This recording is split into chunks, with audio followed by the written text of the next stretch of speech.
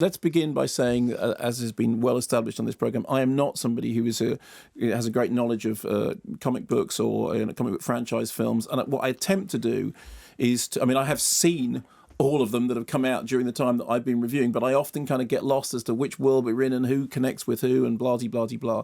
And so for me, it really comes down to whether or not each individual film stands on its own. And I think the first thing to say about Black Panther is that it absolutely stands on its own. It is a standalone film that makes sense in and of itself, even though it is, interwoven within that greater universe.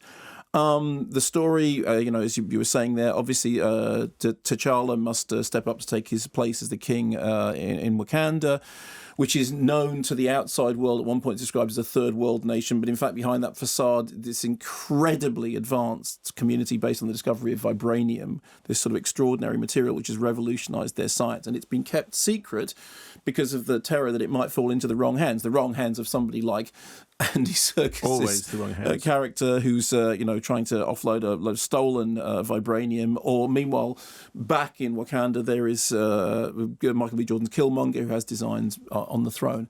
So, firstly, the film looks really, really good. Thrillingly good. It's shot by Rachel Morrison, who was nominated for Mudbound. It has a really terrific visual design. It's rich. There's always something, exciting and dazzling to look at on the screen. And it does help, I think, that a great proportion of the film takes place in Wakanda. The main bulk of it takes place in Wakanda. And it's, you really feel like you're in that world. And it was interesting when you were talking to Lupita Nyong'o. She talked at one point about, said it's almost like a paradise, like an Eden, like an idyll. And there are moments, despite all the conflict and all the rest of it that's going on, you feel like it's a real place. It's got a real sort of sense of, being and heft and coherence to it. Second thing is the performances are terrific. Chadwick Boseman, we always knew he was great anyway because, when he was in Get On Up, and I think you interviewed Mick Jagger about Get On Up, didn't you? Because Mick Jagger was the producer. Am I right in thinking that? Yeah, it was an odd one really, because obviously if you interview a producer, you get one type of interview, but when the producer is Mick Jagger, you go down all kinds of different. But Mick Jagger, more than anybody, would know that there are very few people that could pull off James Brown. And, Chadwick Boseman did such a brilliant job. I think he brings that charisma to the screen here, although the central thing about the character that he's playing, T'Challa, Black Panther, is that he is flawed. He is not just superhero strong. He is, he's somebody who is, has his own issues that he's dealing with. And I think he does that really, really well.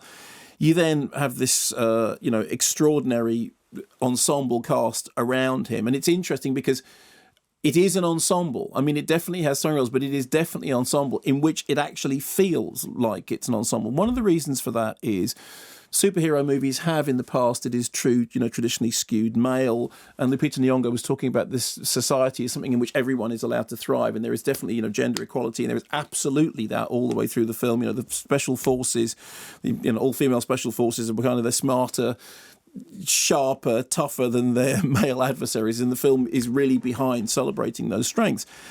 And then, when you've got this sort of fairly extraordinary ensemble cast, you have things like in all the key roles, you have Angela Bassett, and whereas Superman had mumbling Marlon Brando briefly in the old Superman, here you've got Forrest Whitaker being really sort of quite mesmerising.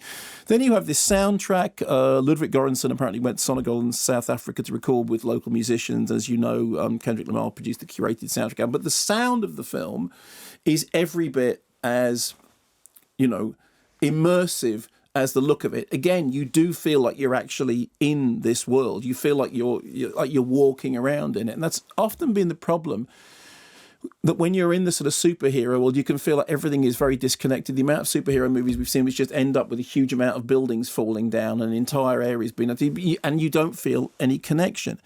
So the most important thing, quite apart from what you talked about at great depth and in that interview, which is absolutely right, is that this is, there is an important cultural moment happening with the existence of this film. But the film has to work as a film. It stands or falls on whether or not it actually works as a film. And it does. And the key reason that it does is that and you care about the characters. Now, there is always a thing with these films is that as you move towards the sort of later acts, as they move towards battles, the battles are always the point at which I become slightly disconnected, because what I'm really interested in is characters. I'm not that interested in spectacle. And it is true that that is a trait that has to be sort of followed through the movies. In this final sort of act, when various characters are battling each other, I knew at every moment who everyone was. It's an amazing achievement, really. What everyone was doing, why they were doing it, who they were doing it with or against or for or in spite of. And all those things were happening, and my emotional engagement was completely connected with it. So I thought it was a really good standalone piece.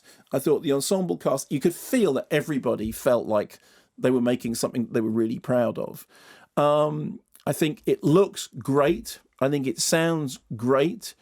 I think it's really good fun, and I do want to go and see it again, and I will go and see it again over half term. And I think that what's really important is that in that interview, you're talking about there is definitely a kind of weight of cultural moment on it. And a less well-made film could have buckled under that pressure because it's the kind of film that was on the news last night, and it's become a news item. It's become a news story. And as you probably know, in the run-up to the film, there was this nonsense online with, Facebook groups being formed in order to vote it down on Rotten Tomatoes because certain fanboys were annoyed about the way Disney had done. Just that kind of. It's a kind of film that inspires, sort of madness around it. And in the end, the thing that will make it work or not work is it a good film? Are you involved with it? Do you care about the characters? Can you understand what they're doing? And does it follow through? And the answer is yes.